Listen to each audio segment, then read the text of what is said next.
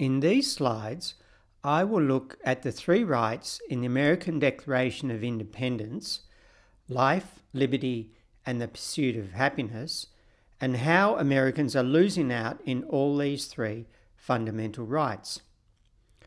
I will also make suggestions as to how to get these vitally important issues front and centre on the national agenda. Under the three rights, I will look at 10 issues which show America is badly failing its citizens. Under the right to life, I will look at healthcare costs, mass shootings, drug overdoses, and life expectancy.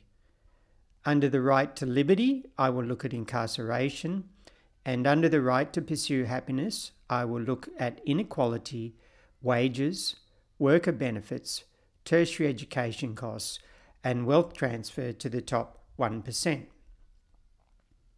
Why did I choose these 10 issues? They directly affect so many ordinary Americans. They are why so many are disaffected with mainstream political parties. They are why Trump became and still is so popular. They are matters in which America is lagging behind other developed countries. Most are the fruits of the last 40 years of the neoliberal economic policies, and there are policy solutions available to make vast improvements for most of them. This is not to discount the many other very important issues, such as the big three shins: inflation, abortion, and immigration.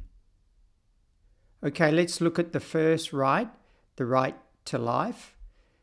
And the first matter that we'll be dealing with is healthcare costs.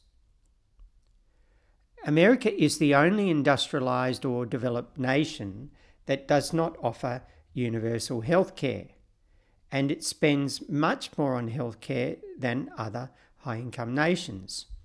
And it ranks only 23rd in the world for its public healthcare system.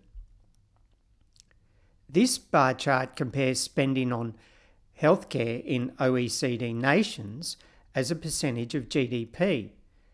America's spending for the 3 years shown is approximately 17%, which is much higher than all the other countries in the comparison. The average is 9%, which is nearly half that of America. This graph updates the figures to include up to 2022, and it shows that the disparity is the same. A comparison can also be made of healthcare spending per person. In this respect, America is approximately twice the cost per person compared to the average of the OECD countries. By contrast, outcomes in America's healthcare system are terrible for many people. 68,000 people are estimated to die every year due to no or inadequate health insurance. And America, compared to other developed nations, has the highest rates of chronic conditions, obesity, avoidable deaths, that is, preventable by diet, lifestyle and treatment, and the highest rates of infant and maternal deaths. The second item is mass shootings. Over the 23 years from 2000 to 2022, there were 109 mass shooting incidents in America, and yet only 35 in all other developed nations combined. This resulted in 70% of the fatalities occurring in America during that time, even though it has only 1/3 of the population of these other nations. And in America, there were 288 school shootings compared to only 5 in all other G7 nations combined in the 10 years, 2009 to 2018. That's a ratio of 57 to 1. Extraordinary. Note also that the number of casualties in mass shootings started to increase from 2004 onwards in America. That is very significant because in that year, the 1994 assault weapon ban expired as it was not renewed.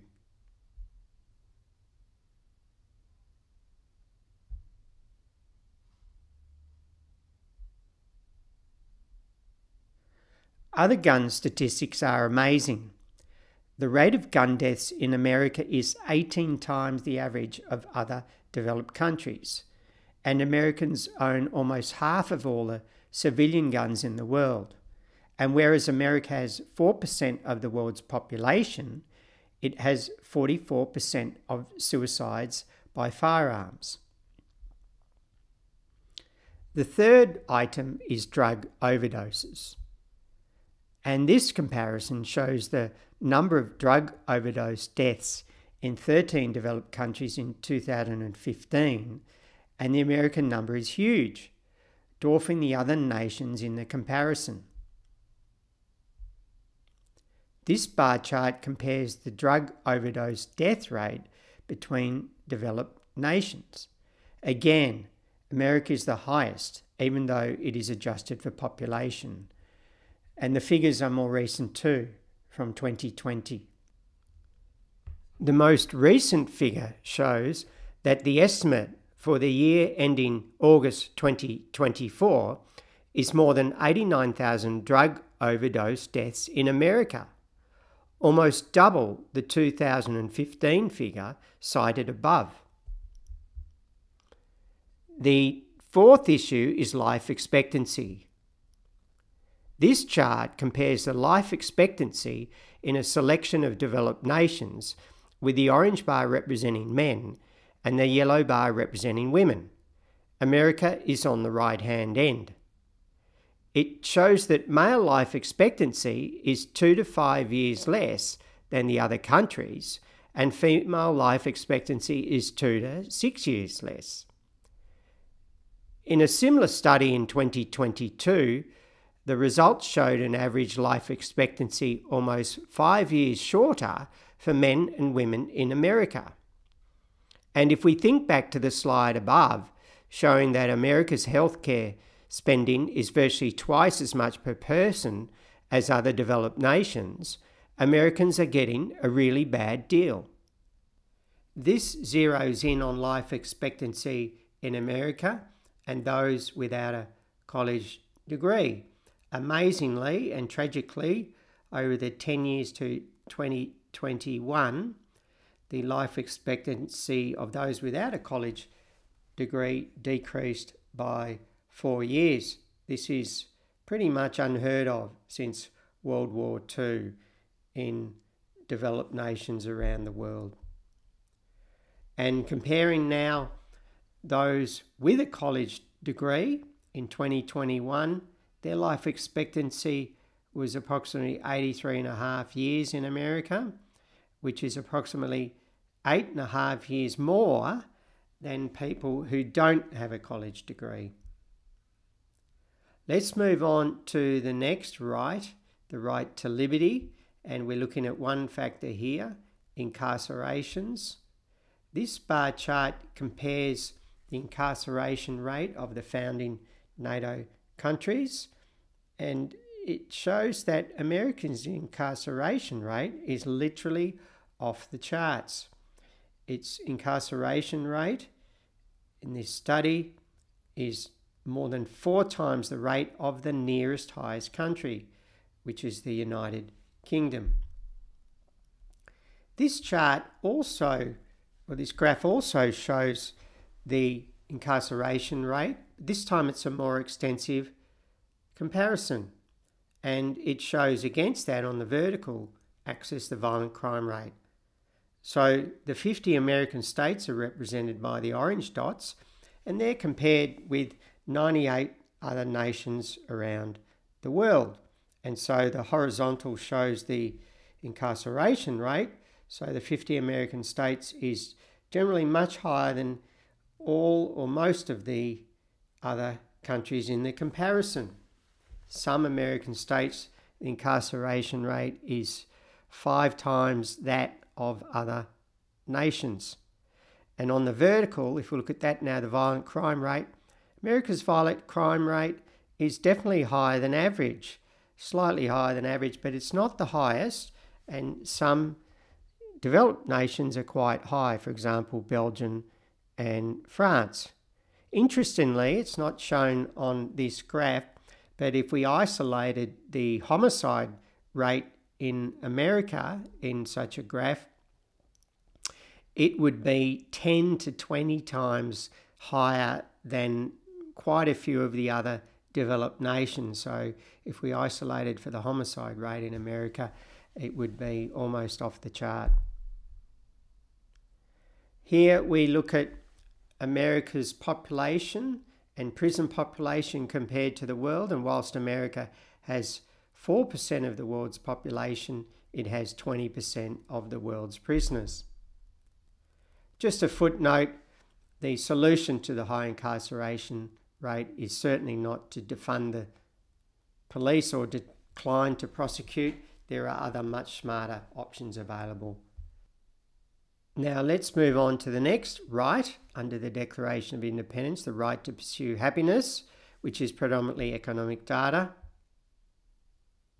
And the first item we look at is inequality. This bar chart compares the wealth inequality among developed nations of the world.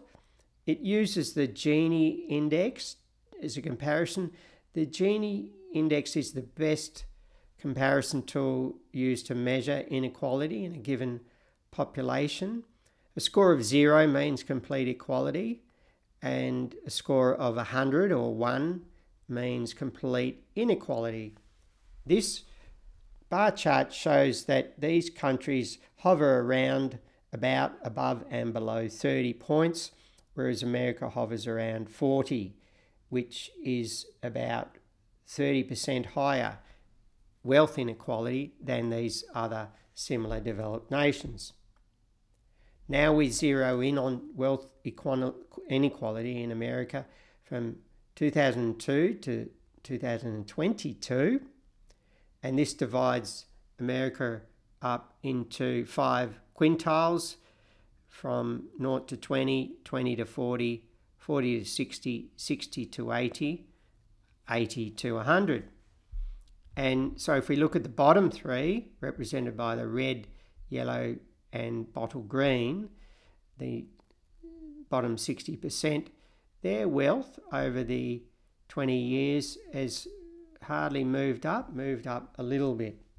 And then the 60 to 80, represented by the light blue, has moved up a little bit, whereas most of the wealth increase has gone to the top 20%. They've taken a huge chunk of it, much more than the bottom 80%. And significantly, the top 1%, which is represented by that jungle green colour, have taken a really, really large slice of the increase in wealth. Now moving on to income inequality in the developed world, and this bar chart shows that American income inequality is very high, amongst the highest of the OECD at 0.375, and other nations are significantly lower. And so, for example, the Nordic countries and Canada have much more equality of income.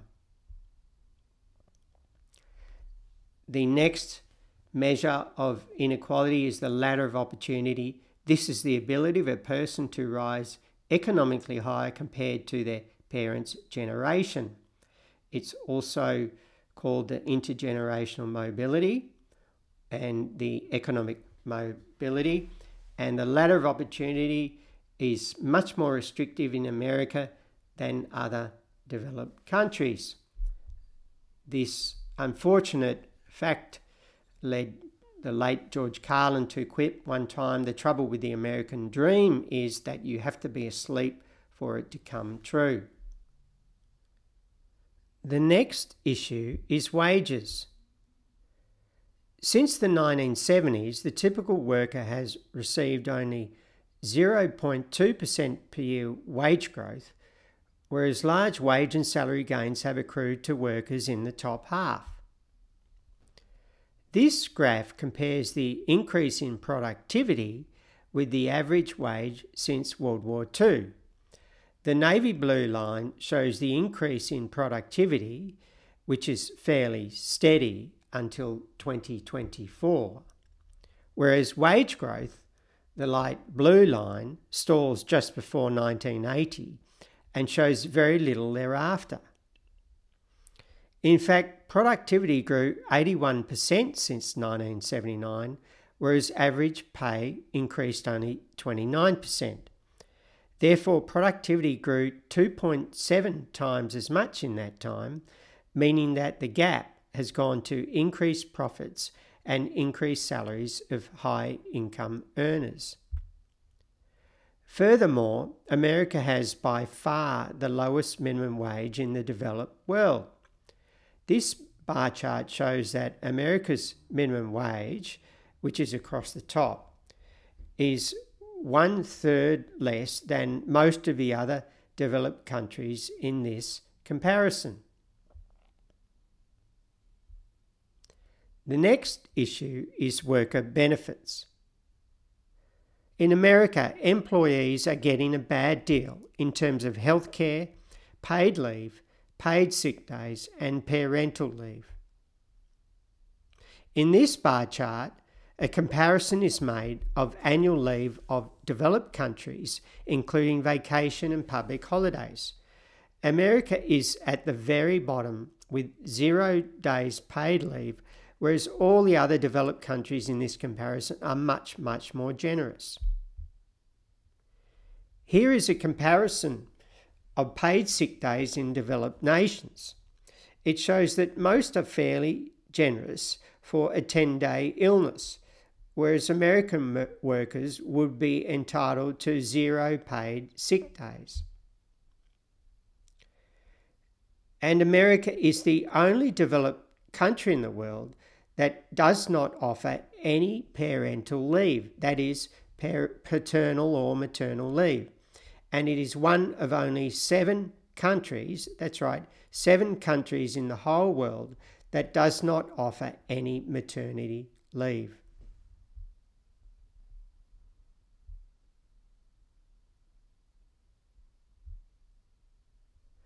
A comparison of paid maternity leave in developed countries shows America again sitting on the bottom with 0 entitlement. Another clear indicator of worker exploitation in America is employment at will. This concept means that an employer can end the employment contract without giving any reason. It does not exist in any other nations where employees can only lose their job for a valid and lawful reason. The next issue is tertiary education costs.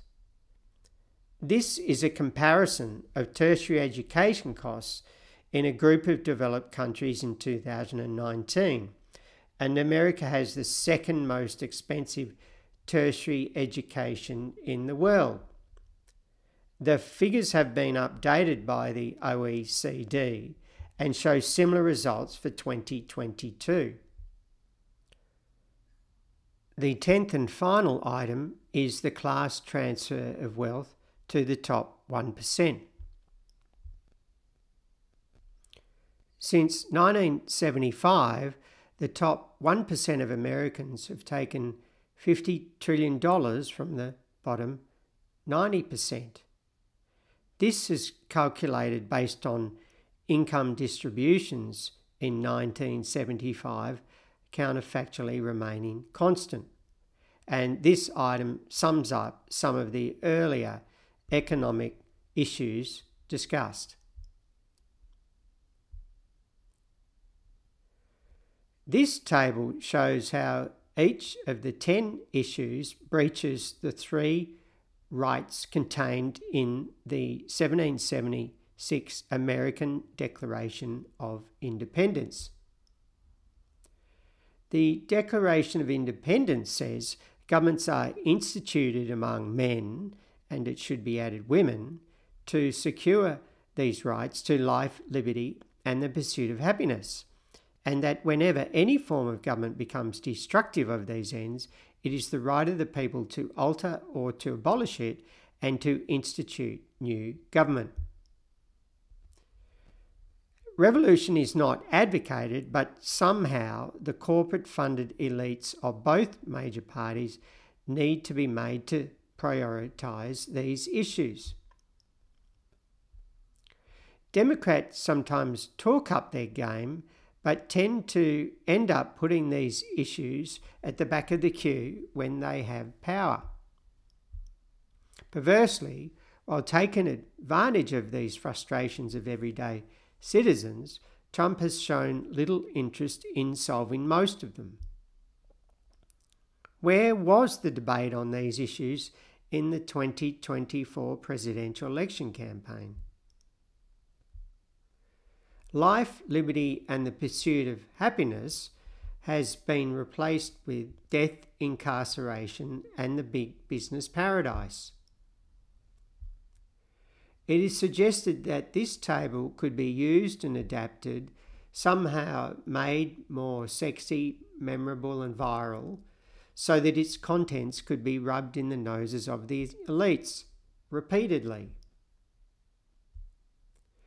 A future presidential campaign could put these issues front and centre and challenge legacy media, big corporates, and Congress to defy them.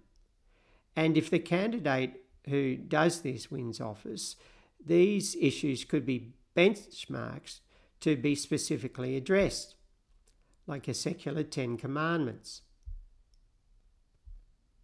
There has been an epic fail by the woke left for not putting these life, liberty, pursuit of happiness issues front and centre. And why are they called woke when they are fast asleep on these fundamentally important issues? Me Too doth rightly protest, and Black Lives Do matter, but somehow the left badly needs to smell like the Occupy Wall Street spirit again. That is, fight for economic and financial issues of ordinary Americans. Professor Scott Galloway gave a fantastic TED Talk in April 2024 addressing the issues raised in these slides through the lens of intergenerational unfairness and how young people are getting a bad deal. And these four fine economists make recommendations for reforms to America's political economy also. Thank you for watching Simon Wood's slides. In the comments section, can you update any of the figures?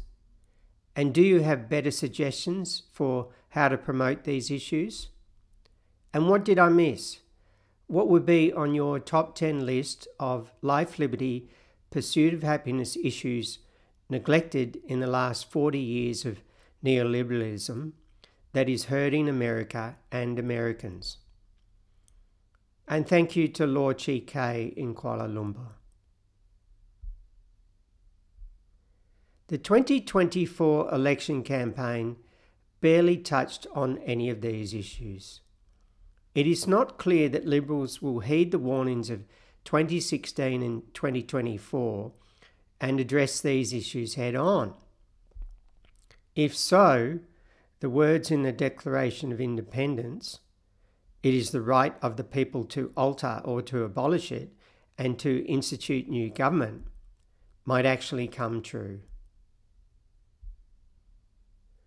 Totalitarianism is given an open invitation to assume power when democracy fails to represent the majority of the people truly.